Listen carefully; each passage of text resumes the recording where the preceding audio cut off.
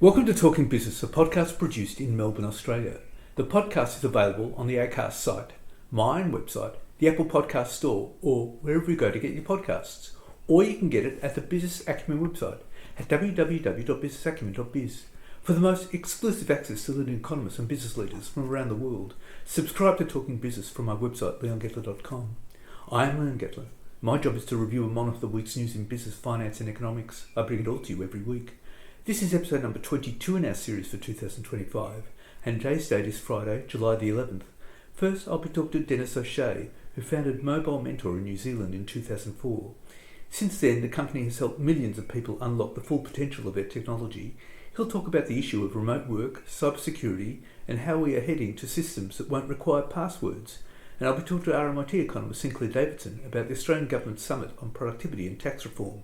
What do they have to do? But first, let's talk to Denis O'Shea. Denis, tell us about Mobile Mentors. Absolutely. So Mobile Mentor is a company started in New Zealand almost 20 years ago. It's 19 and a half years to be precise. And I used to work for Nokia, the cell phone company. And I saw a big problem. I used to be involved in selling, cellular networks and all that. And we were building out networks in Australia, New Zealand, and around the world. And what we realized is that billions were being spent on the networks and the infrastructure, but most people didn't know what they were doing with their first smartphone. People were buying these $1,000 smartphones, and all they were doing was sending text messages and making phone calls. And it was quite alarming to see that all the capability that cellular networks were capable of wasn't being used. So I left Nokia after 15 years there, and I set up this company, called it Mobile Mentor, and I said, let's solve that problem one person at a time. So like if you, Leon, got your first smartphone, we would have had a young person go out and sit with you for an hour and set everything up. Transfer your contacts, get your email working, get browsing working, which was very difficult 20 years ago, get your music on it, set up your number so you could do roaming if you traveled to Fiji, whatever, make you a productive individual with your first smartphone. That was the job we were trying to do, right? So 1 hour with a person, and we did that eventually for 1 million people all across Australia and New Zealand and Brazil and China and some parts of Europe. And that's where we started, getting people up and running with their first smartphone. That's extraordinary. Now, of course, the issue is about remote work, and remote work has become huge post-pandemic. Yeah. How do you assess that? We assess it by understanding how people work nowadays, which is very different to how people worked 20 years ago, of course. And now the way we look at it is every device we use is a mobile device. We're all using laptops and tablets and smartphones. We're also mobile workers because we spend some days at home and maybe some days in an office, and we're out traveling again. And, people in work today are using a lot of Microsoft products and applications.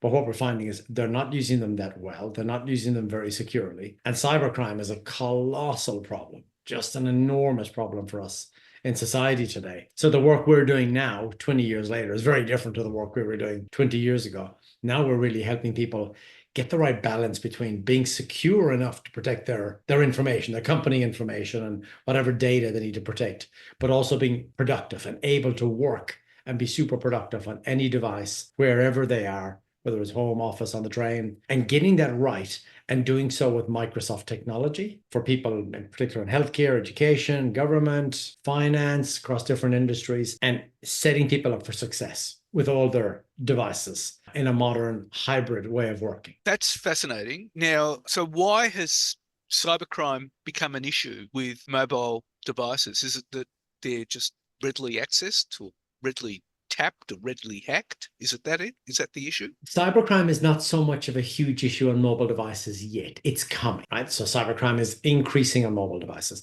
but most of the crime we see today happens on computers, on people's laptops, primarily, Windows devices.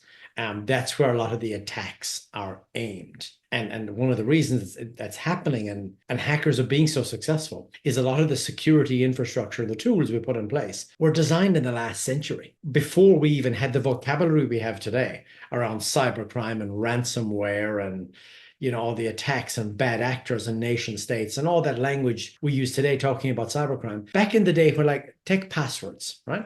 Passwords are an amazing invention back in 1961. But now they're the single biggest reason for hacks.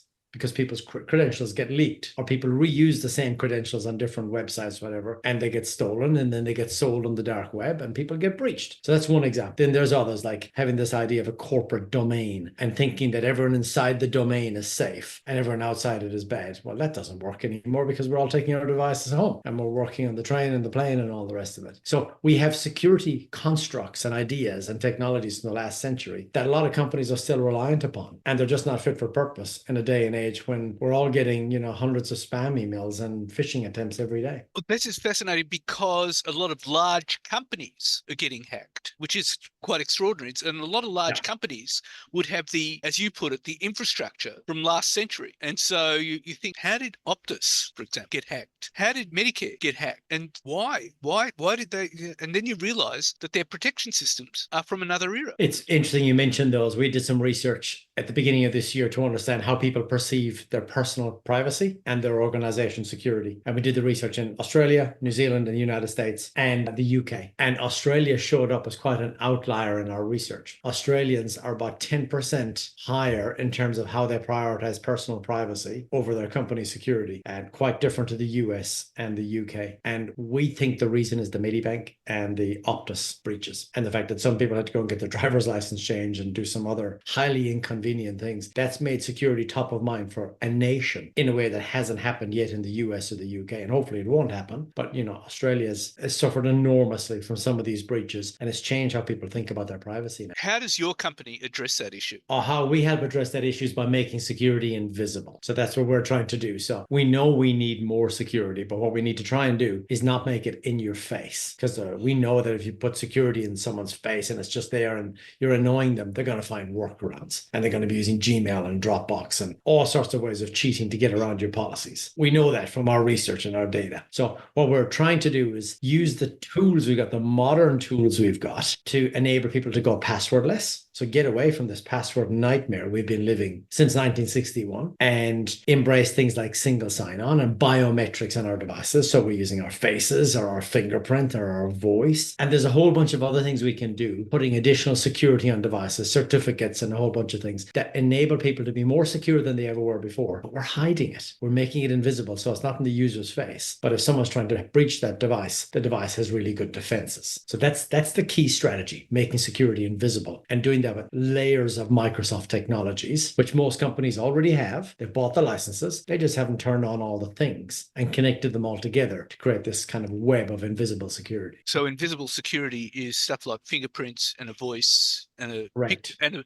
an image of yourself. Yeah, and then using the notion of single sign-on to all your applications, where you're not having to have different passwords for all your applications at work. And then, of course, multi-factor authentication, and then some smart rules that join those things together. We call it conditional access. So it would say, if Leon is trying to log in from his normal IP address in Australia and his normal computer, everything's good. But if suddenly we think Leon's coming in from a Linux box in North Korea or Moscow, we're going to throw up all sorts of barriers because it looks like a breach or a hack or something's going on. So it's all about having intelligent interpretation of every login. Every time you click on something or try to open something, is this the real Leon, or could this be somebody impersonating Leon to get access to this data? So, for example, when I want to access my bank details, I get a thing taking my photo, just taking, let's take a look at you. Yep. And that clears it straight away. Yeah, because there's some AI there doing matching of images, or you might have multi-factor authentication or prompt, or have to open an app and click yes. Those things are great because we're not asking you to type in a password. So you can envisage a time when we will become passwordless? We will. My company's been passwordless for about 2.5 years. And I can tell you, I do not miss typing passwords all day. So we just insist on buying devices that, can read your face. And most people have that in their pocket already with their iPhones, right? Yeah. We've had for years. We're now doing it with our computers. So our Windows devices and Macs use their fingerprint. And so the technology is there. We just need to be very deliberate about saying, this is the technology we're going to use, so we can move our employees away from relying on passwords and having notebooks or storing passwords in a spreadsheet and all the horrible things that, people were doing for a long time. And passwords are very easy to hack. They're very easy to hack because human beings are lazy We know from other research, 6% of people use their pet's name and their date of birth as the basis of a password. We know a huge portion of people use a spreadsheet or a Word document, which is sitting on their computer. We know people use notebooks. We know Gen Z will put their work passwords on their personal phone, which is not managed, to save it in notes. So human beings are lazy. We can't remember complex passwords to every application and change them every 90 days. We're going to find hacks and ways of finding easy workarounds, and that's where the problems start. Well, yeah, I always had problems with passwords. It always required me to change them every 3 months. There you go. And now a lot of companies will allow you to keep the same password if it's a passphrase. So it's a long one. So, it's a whole sentence. Yeah. And it's got some complexity in it, some numbers or characters. Some companies will not force you to change that every 90 days because one strong password is probably better than just adding, the number of the month. I'm changing it to whatever, my pet's name, followed by the number 4 for April. Yeah, yeah. Or summer. But you can have some characters, some letters with capitals and certain number, and then some characters like an @ sign. That makes it a much stronger password, but it's still a password. Yeah. And sooner we can get away from that and rely on who we are rather than something we know, the better we're all going to be. Well, Dennis, that is all fascinating stuff, and thank you so much for your time. Pleasure. Thank you. And now let's talk to RMIT economist Sinclair Davidson. Well, Sinclair, the government is planning a taxation and productivity summit in August. What do we expect from it? I think everything and the kitchen sink. It is one of these things that governments seem to love, these summits. We've seen a few of them over the years. I think Labour governments, especially after the honestly glorious success of the Hawke government's summit in 1984, 85, round about then. It was very successful, and I think the political classes have been trying to emulate that ever since. So we've seen a few of these over the years. I think they've become less successful over time. They've become more of sort of for show pieces, talking pieces, as opposed to genuine economic progress. So I'm expecting to see lots of heat and actually very little light coming out of this. One of the big issues is tax, and there's a lot of pressure now on the government to change the GST. Yes, this is one of these evergreens. Changing the GST comes back every couple of years. Quite frankly, it's the third rail of Australian politics, and nobody seriously wants to go there. The real challenge is that the way in which the Howard government brought in the GST, 25 years ago now, was that the federal government collects the money and the state governments get to spend the money. This created this wonderful situation where there's no incentive for the federal government to raise the GST ever. And that is one of the big problems or challenges with the consumption tax,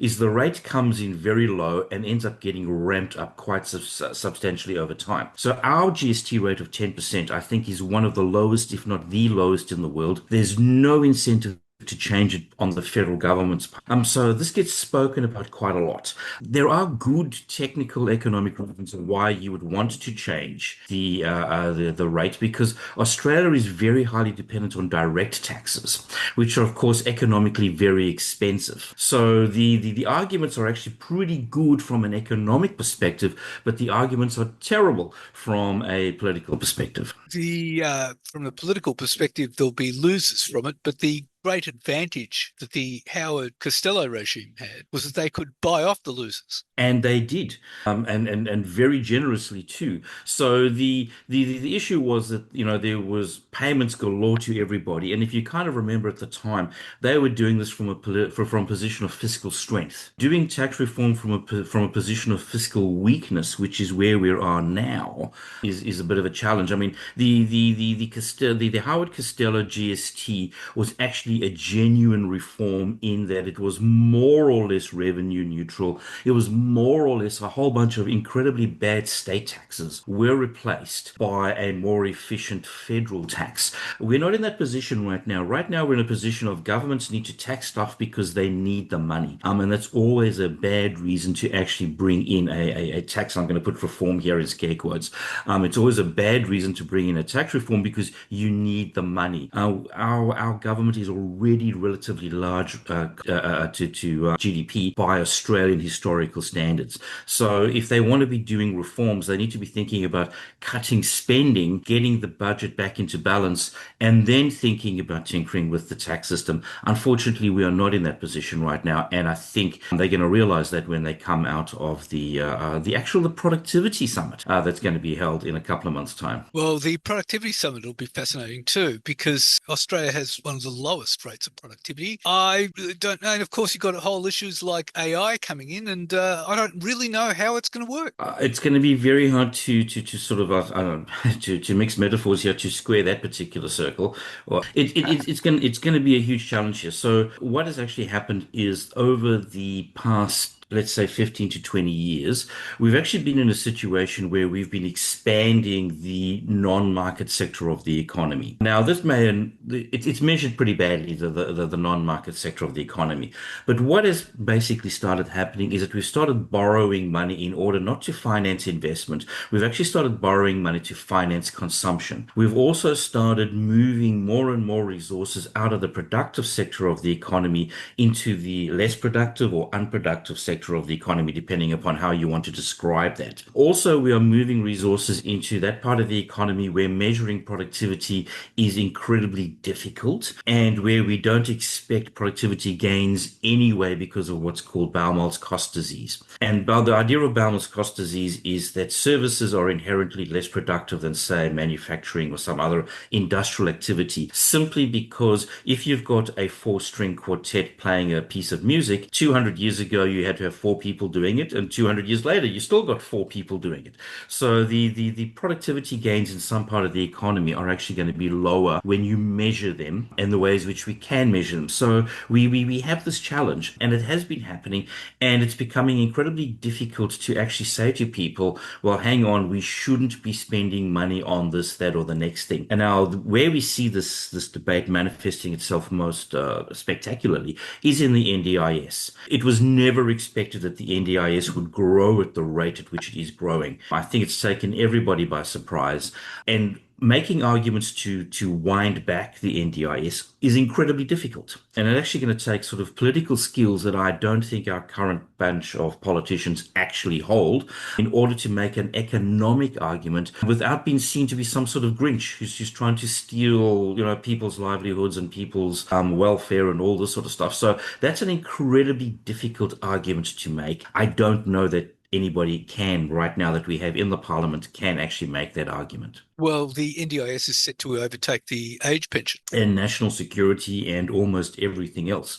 It's becoming incredibly difficult to actually manage for what was supposed to be an industrial policy, where it was supposed to be sort of stimulating manufacturing into hospital beds and wheelchairs and sort of, medical implements to improve people's lives. It's actually turned into being a service provider employer, which was unanticipated from the beginning. It was not supposed to work out like this, but here we are, and I just can't imagine we are going to be winding that back anytime soon. It's hard to imagine how you could work NDIS workers more productive. Well, you literally cannot. I mean, this is precisely the area. If you have to have a team of 3 or 4 care workers to look after one disabled person, it's very hard to imagine how that's ever going to change without some incredible breakthroughs in technology. I think Elon Musk's Neuralink company is trying to work in this sort of thing, but that's incredibly speculative. It's almost in the realms of science fiction.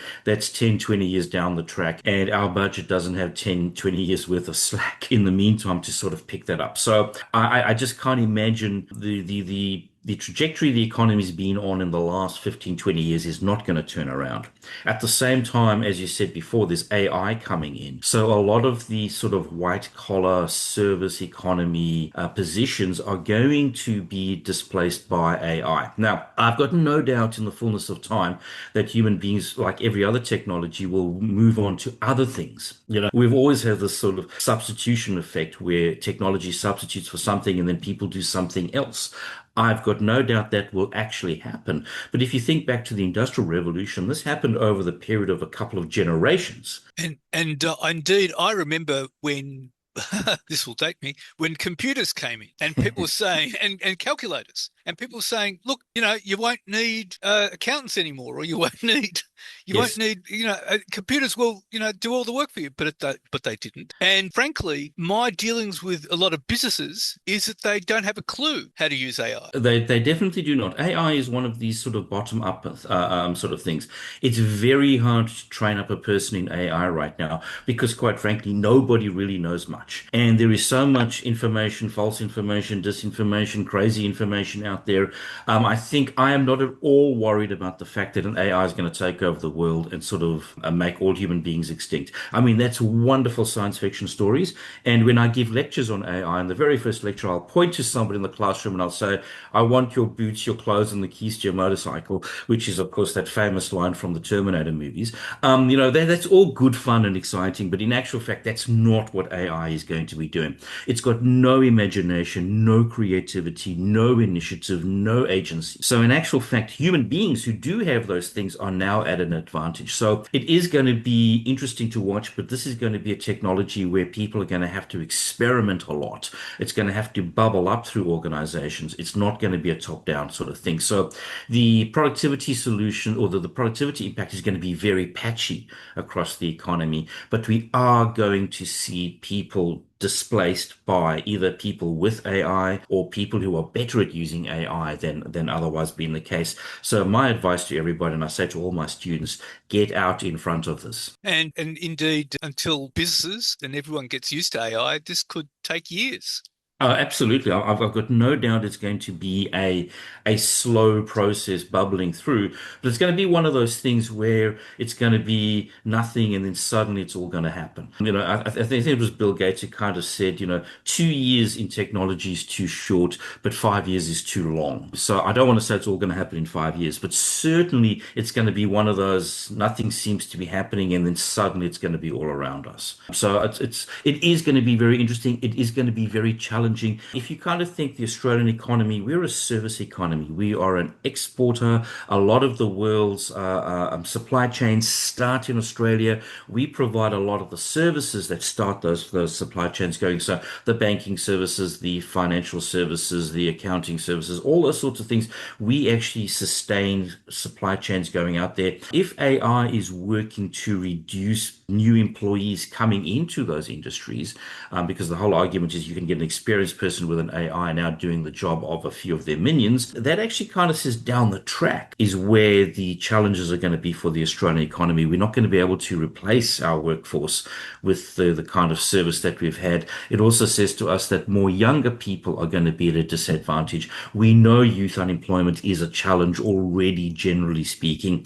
So these sorts of things that I'm not quite sure people think about. I don't even know if we even have frameworks to think about these problems. We kind of know that they're there. So I think a once-off productivity summit is probably not the solution. I think an ongoing watching brief is probably more where we should be, which is a function for the Productivity Commission. But even they are not really in a position to be, thinking too hard about this because they themselves are facing this precise challenge. Indeed. Well, Sinclair, that's all quite fascinating, and we've got interesting times ahead. Absolutely. As always, we've always had interesting times ahead of us, but I think this time it's going to be a tad more interesting than in the past. So what's happening in the news? Well, Elon Musk's announcement that he plans to start a new political party went down like a brick parachute with investors. Tesla's shares fell almost 8% after he announced on X. Today, the American Party is formed to give you back your freedom. By a factor of 2 to 1, you want a new political party, and you shall have it. When it comes to bankrupting our country with waste and graft, we live in a one-party system, not a democracy. The chief of investment firm Azoria, James Fishback, said, I encourage the board to meet immediately and ask Elon to clarify his political ambitions and evaluate whether they're compatible with his full-time obligations to Tesla as CEO. Fishback said that the move creates a conflict with his full-time responsibilities as CEO of Tesla, as it diverts his attention and energy away from Tesla's employees and shareholders. And US Secretary Scott Bessent has warned that countries that fail to hit a deal with the US on tariffs before this week's deadline will see their tariffs boomerang back to where they were on April the 2nd. He said that the administration would begin informing informing countries about the tariff rates they could face if they did not quickly reach trade agreements with the United States. Percent and Commerce Secretary Howard Lutnick said that sweeping tariffs probably won't kick in until August 1st for countries that hadn't yet forged a deal. That's a bit later than the July 9th deadline that Trump had previously threatened. That ultimately may be just a 3-week extension, but it could be enough time for companies to import more tariff-free shipments. That means that allowing for some stockpiling ahead of Christmas, consumers may not experience the inflation spike from these taxes until January next year, assuming that Trump does not retreat again. Paul Donovan, the chief economist for UBS Global Wealth Management, wrote in a research note, US President Donald Trump announced tariffs of 25% on goods from Japan and South Korea beginning on August 1st, as he moved to impose unilateral rates on countries that have not yet secured trade deals with his administration. In his note to leaders of more than a dozen countries, any of the new tariffs are similar to the so-called Liberation Day rates the US President announced on April 2nd, before he paused them 3 days later. The first round of new rates outlined in letters posted to Mr. Trump's Truth Social platform includes Laos, 40%, down from 48%, Myanmar, 40% was 44%, Cambodia 36% was 49%, Bangladesh 35% was 37%, Serbia 35% was 36%, Indonesia 32% unchanged, Bosnia and Herzegovina 30% was 36%, South Africa 30% unchanged, Tunisia 25% was 28%, Kazakhstan 25% was 27%, Japan 25% was 24%, Malaysia 25% was 24%, South Korea 25% unchanged. They've joined the UK and Vietnam so far as the only countries with new tariff arrangements. Donald Trump has also warned that countries which side with the policy of the BRICS alliance that go against US interests will be hit with an extra 10% tariff. Any country aligning themselves with the anti-American policy of BRICS will be charged an additional 10% tariff. There will be no exceptions to this policy, Trump wrote on social media. Trump has long criticised BRICS, an organisation whose members include Russia, China and India. And the Reserve Bank has shocked the market by deciding to keep the cash rate at 3.85%. The RBA revealed for the first time the number of votes for and against the decision. 6 members voted in favour and 3 against. In its decision statement, the RBA board said that after 2 rate reductions in 5 months and wider economic conditions evolving broadly as expected, it would wait for a little more information to confirm that inflation remains on track to reach 2.5% on a sustainable basis. The board continues to judge that the risks to inflation have become more balanced and the labour market remains strong. Nevertheless, it remains cautious about the outlook, particularly given the heightened level of uncertainty about both aggregate and demand supply, it said. Traders had also anticipated that the July cut would be followed by a 3rd consecutive cut in August. Money market traders had also expected at least 1 more cut at the end of the year to bring the cash rate to 3.1%. Following the decision, RBA Governor Michelle Bullock said the global economy was still at a worse state than prior to Trump's Liberation Day. Everyone's saying, oh, things aren't as bad anymore. They're still much, much worse than they were prior to April the 2nd, she said. Trade barriers, tariffs are going to be much, much higher. World trade is going to be impacted. Our judgment, though, because we're not as directly impacted by the US itself, is we're not going to be anywhere near as badly impacted as some countries because we're not as directly linked to the United States and our fortunes are much more linked to China. So that's why a lot of it depends on what happens here. She said the RBA board members were looking forward to the next quarterly consumer price index due out on July the 30th to inform its decision at its August meeting. Ms. Bullock said she expected the data to validate the central bank's easing path. The central bank had previously cut interest rates at its February and May board meetings. For that, the RBA's cash rate has sat at 4.35% since November 2023, after a series of rate hikes beginning in May 2022. And the Productivity Commission has warned the Albanese government that billions of dollars in taxpayer subsidies for manufacturing green energy could be deemed trade protectionism. In frank advice, it warned of the risks from subsidies under the guise of economic resilience, security and the green energy transition through its Future Made in Australia banner and the $15 billion National Reconstruction Fund. Poorly designed industry policy can be costly for government, act as a form of trade protection and distort the allocation of Australia's resources towards activities that Australia is not best placed to undertake, the Commission said. This underscores the critical need for transparency and ongoing evaluation and review of these and other industry policies, as well as the need for exit treasuries to be incorporated into policy frameworks. The best way to contend with Trump's trade tax was for Australia to continue not to retaliate against the United States to unilaterally abolish so-called nuisance tariffs, the Commission said. These duties cost local businesses up to $4 billion in paperwork and administration expenses, while generating only $2 billion in government revenue, the Commission said in its annual 108-page Trade Consistence Review. The Commission advised the government to lower prices for consumers and compliance costs for business by extending cuts to so-called nuisance tariffs on more than 300 imported goods, including steel, appliances and plastics. US President Donald Trump's wide-ranging tariffs could surprisingly have a positive direct impact on Australia's economy, the Commission found, although this could be negated by the uncertainty from the tariffs deterring business investment around the world. Findings came on the same day that Trump announced he would start sending letters outlining tariff rates and trade deals to apply to about a dozen countries. The Albanese government expects a 10% baseline tariff on Australia to continue. Labor is holding out on offering further concessions to Trump beyond US access to critical minerals, because it's not obvious that any country will be able to escape the minimum tariff. But the government's push for free trade may be undermined by its subsidies for domestic industries, such as the $2.4 billion rescue package for the YL steelworks, tax breaks for green hydrogen, and payments for domestic-made solar panels and batteries. The Rio Tinto-owned Tomago aluminium smelter, the nation's largest electricity user, has been in talks to try to secure billions of dollars in support from New South Wales and federal governments to save it from collapse due to crippling energy costs. The government spent $16.1 billion on industry handouts and tax breaks in 2023-24, with the lion's share going to farmers, filmmakers and manufacturers. And China plans to capitalise on Australia's fraying ties with the United States by enlisting Anthony Albanese in its tech and trade war with Donald Trump via an expansion of an existing free trade agreement to include artificial intelligence and the digital economy. As the Prime Minister prepares to travel to China later this week, Beijing's top local diplomat, Ambassador Zhao Qin, has also seized on the Albanese government's domestic political pledge to boost productivity, championing deepening economic ties between the two nations as a way to end the growth slump. While Labor has successfully pursued a policy of stabilisation after the economy between 2020 and 2022, when the communist regime imposed trade sanctions on $20 billion of Australian exports and froze high-level dialogue, Zhao has signalled Beijing's impatience with a steady approach. Albanese's visit to China is his second as Prime Minister, as well as meetings with President Xi Jinping in Beijing. Albanese's near week-long visit will also have a heavy trade and investment focus, with a delegation of top Australian business executives joining the PM for part of the trip. The likely red carpet reception from Australia's largest trading partner stands in contrast to an element of fragility being injected into the relationship with the nation's main security ally, the United States. While China and the United States have struck a fragile truce over tariffs, the two countries remain locked in a technology cold war, striving for superiority in fields such as critical minerals, electric vehicles, semiconductors and artificial intelligence. And tech workers and scientists are taking big pay cuts to flee Trump's America. Recent data from global human resources platform Deal shows an early stage brain drain occurring in America as engineers and tech professionals look abroad for roles. According to Deal, the growth has accelerated in the past 6 months, although remains at modest 13% year-on-year increase in Australia compared with other countries such as Canada and the UK, which so far are experiencing much higher rates of global hiring from the United States. Ellis Taylor, the founder of Real-Time Australia Recruitment, which places candidates in roles at all these big tech companies locally, including Google, Atlassian and Canva, said the number of US applicants applying to tech job ads and reaching out on LinkedIn was unlike anything we've seen in our 35-year history, attributing it to a perfect storm of US President Donald Trump's funding cuts to sciences, his imposed trade tariffs and controversial immigration crackdown. Taylor said he was witnessing a mix of residents repatriating and non-Australian citizens looking to live and work in Australia, mostly software, engineering, data and product candidates. In 2024, we had approximately 4,500 US candidates applying to our positions or reach out directly to us. Since January, our active applications for the United States has risen more than 350%. Among those were engineers working for prominent US tech companies earning about US $1 million.